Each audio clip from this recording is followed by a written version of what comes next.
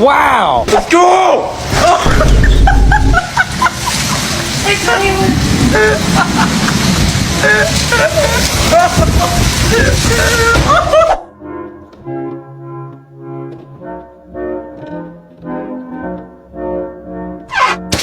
To holiday. And right now, you can save £50. No good this wind, is it? No, man. You ain't gonna go.